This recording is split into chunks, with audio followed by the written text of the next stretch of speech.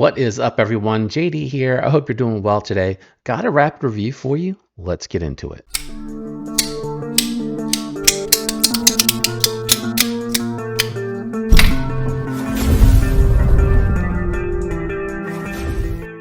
All right, guys, I got a couple of knives that I wanted to do together. Just two, though. I know I said rapid review, but we're going to be doing the two of them together at the same time. So the first knife that I want to bring out here is going to be the Bestech Mantidae. And then the second knife that I want to bring out here is the Ned Foss Cougar.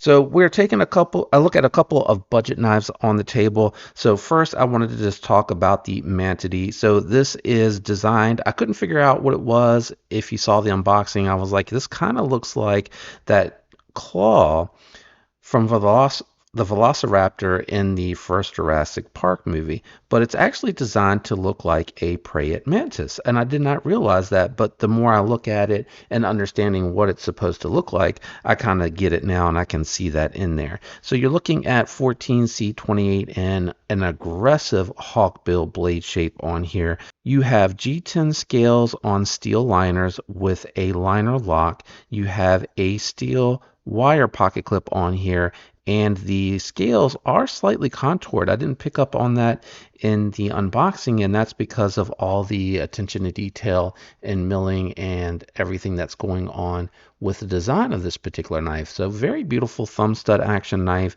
You got some jimping on the back here. And as to be expected, the little bit of cutting that I did to sample this one, the hawkbill, not much of a slicer through thin materials, but it is very good for thick, dense material, trapping that material into the blade and cutting. And it seemed like the 14C28N was done well. I try not to judge it from the paper cut and just really pay attention on how this goes through the dense materials because of that aggressive hawkbill. You do have, it is very tight in the pivot, and I thought about just checking to see if that could be backed out any.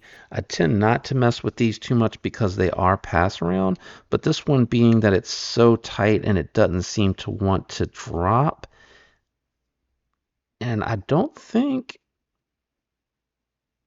there we go. There we go. So just a little bit of an adjustment. It is a captive pivot, but it seems like there's a little bit of play in there. There we go. So it's moving a little bit better now. No side to side, and it is dropping shut now. So I feel like that's a little bit better than what it was when I got it. And let me just make sure that that pivot is not backing out now. Oh, it did a little bit. Might have been a little bit too much of an adjustment. But you are dealing with T8 hardware. All right, so that was even less of movement there on that one. Let's see, still dropping, no play. Yeah, there we go. Much better there.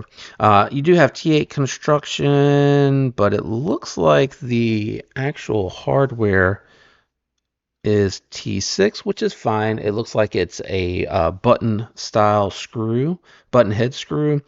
And it appears, just looking at it, that the tooling on it is deeply recessed in there, so it should hold up well. This is going to be good for, like I said, cutting straps through dense material that you need to trap, and it will be good to get into packages that you're trying to dig into and slice very finely without penetrating too deeply. I'm just trying to make sure. It looks like I had a little adhesive on there. I don't know if that was from me or from the pass round, but that is the Bestech Mantidae, a budget knife from Bestech. Very well done. The construction is done very well and the action feels very good. Let's jump into the Ned Foss Cougar though. This one here, I don't know if the pivot is supposed to be, I'm just going to try to move it and see. No, it's not moving.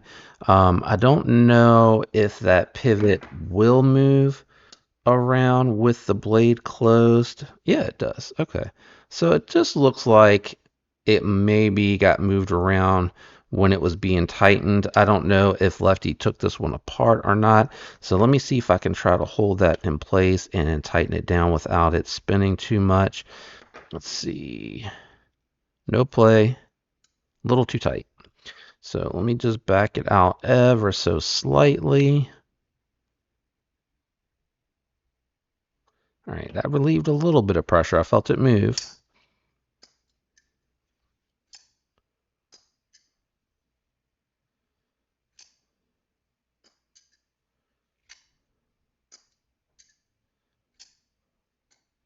Okay, I think we got it.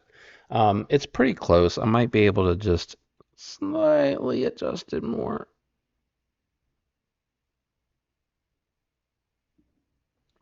Let's see. There it is. Okay. Yep, I got it now. All right, and what you're looking at here and you know what? I forgot to look up the price on the Ned Foss Cougar. Let's check it out real quick. Let's check this one out real quick. Not bad. So coming in at $60, I think that's a fair price for 14C, 28N, button lock, steel scales that are heavily milled here for weight reduction. And you'll see very well milled out on both sides of the scales. So lots of weight reduction on the steel. So it does have what feels like some good weight to it. Let's check that real quick because I forgot to check the Mantidae also. There we go. The Mantidae, 3.4 ounces, and the Ned Foss Cougar, 4.2. So really not that bad. You got, a little bit more weight because of the steel construction, and it is a slightly bigger knife. Now, when I was cutting with this one, it felt like it had been cut with a little bit before getting here to my channel, and I did notice it did catch a little bit going through the paper, but when I actually put the knife through the cardboard, it actually performed very well, and it was slicing very nicely. It felt like it had good geometry. It's not the thinnest geometry I've ever felt, but it did slice pretty well considering. And just like 14C28N and any experience that I've had, able to easily hone and strop this up to get it right back to form. No issues whatsoever. It felt very slicey afterwards, and I did appreciate that with just minimal effort into, again, stropping and honing that back up. Now, the handle itself was very comfortable. I did not feel the pocket clip really poking into me because it is a milled steel pocket clip here. Ergos are fairly comfortable. It is, like I said, not quite a full 4-finger grip for me, but I would say this is probably like bug out size and very comfortable. And I can choke up slightly here using just first knuckle, like going to the first knuckle deep. I'm able to kind of get in there and just miss that blade's edge, which is nice if you need to choke up. The pinch grip on here, because it does have the clip point here at the end, was very nice. It was easy to draw through, as you saw in the video a little while ago, as far as the utility cut. The action on here, it is a little sticky. I do notice that it has some lock stick to it. I think taking it apart and cleaning that would probably get rid of that lock stick. But it is a pass around, so I can't really do that, and I can't do the spine whack test. But very good construction, feels well made. I know I didn't get to spend a ton of time with this one, but I did enjoy it for what it is. Now, it is $60, and there is a lot at this price point that you can get. So Ned Foss isn't really doing anything super competitive. You can get an alt pyrite with RPM 9, which is spray form, 9CR, and I think that's a really compelling offer. You also can pick up some stuff from Concept.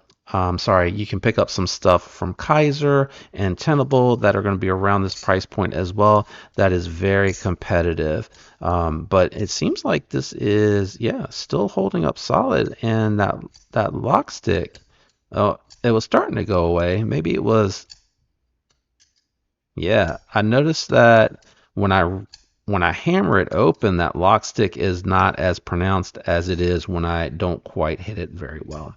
Let's do some quick size comparison for these, and then we'll get into my scoring for these two. All right, so we got a couple of knives on the table for size comparisons. This is the Manix 2 lightweight, and then we got the Para 3 lightweight out here. And as you can see, the Mantidae is more of a small carry, but it does still offer a full 4-finger grip, so kudos for that. And then the Manix too lightweight here, you can see is more of a larger knife coming in bigger than the Ned Foss and obviously bigger than the Mantidae. Let's do a couple of budget knife comparisons. All right, so we have the Kaiser Mini Grouper, which is my favorite budget knife of 2024 so far this year. There's a couple that are close, but this for me right now is still in the lead slot. And you can see compared to the Cougar, it's very comparable, and you get Nitro V and you can get G10, or you can get G10 with the laminate carbon fiber for around the same price as the Ned Foss, but you're getting that compression style top liner lock with a button. And then you got the Civivi X1, very small lightweight EDC with a hollow grind from Civivi, very comparable to the Mantidae. Let's do close profile real quick. And close profile, you can see pretty comparable, right? The X1 is a little bit longer than the Mantidae, so the Mantidae does close up and carry a little bit more slender and a little bit shorter than everything else on here. And I would say the Ned Foss, I said fast, not Ned Foss Cougar is very comparable to the Mini Grouper as far as size. Let's go ahead and clean these up and then we'll jump into the scores. All right, for scoring, I'm going to take these one at a time. I've been doing these for a few videos now, so hopefully you guys who watch regularly are familiar, but I'm taking everything as far as materials, build quality, performance, ergos, all into account for what you're spending and what you get on this one. Now, I will say the Mantidae is not really my style knife, but I'm trying to look past that for this score. You're getting 14C28N, a very aggressive hawk build. It is going to be a challenge to sharpen this if you're not a very good sharpener or not very good at sharpening. So keep that in mind. You're going to want a ceramic rod that's rounded that kind of keep this edge going, and you're going to want a thinner strop to try to get to the edges here.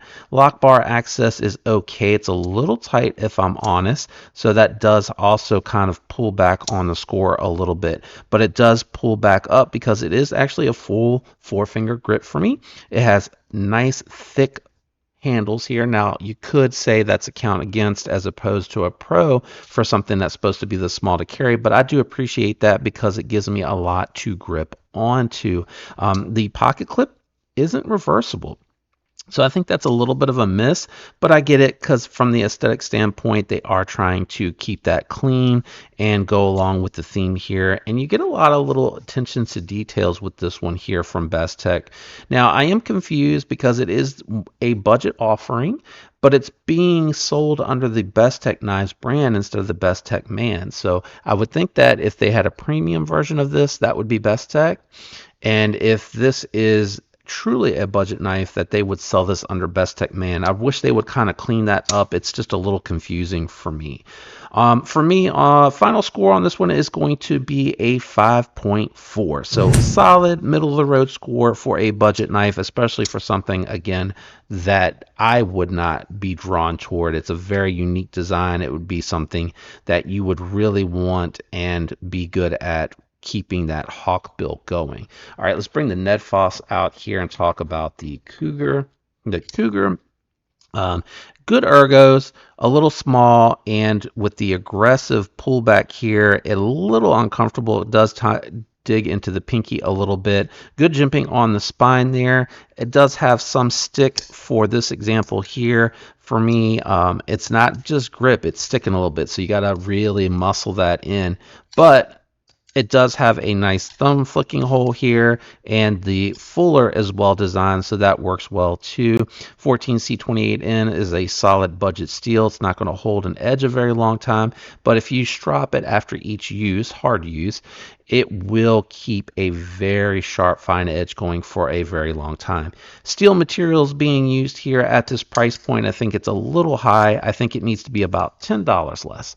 $10 less on this one, making it $49, keeping it under that $50 price point is where the sweet spot with this one would be. And again, with it being a budget knife, it is not reversed. I think that would have gone a long ways also, making that reversible, especially because I personally think button locks are actually easier to use when you're indexing them. So that's just food for thought there. on this particular one. Very clean, simple design. So this one here, I'm going to go with a 5.2. So solid average score. That's it for me with these particular two. Very, again, unique designs, more rapid review style. Didn't want to spend too much time on these two in particular, just because, again, I think there's more compelling offerings. Even though this is solid build here from Netfoss, I'm not trying to take away from them. I just think it's $10 too high, and then this is not really for me, but it is made well, and it is a little confusing that they're not selling it under Best Tech Man. They really should be, being that it is a budget offering. But let me know, do you agree or do you disagree on these particular two? Are you interested in either one of these, or do you have them? Let me know how they're performing for you, or if you don't care for either, just shout out down below and say hey. If you watched to this point of the video, a like would be appreciated. Totally up to you.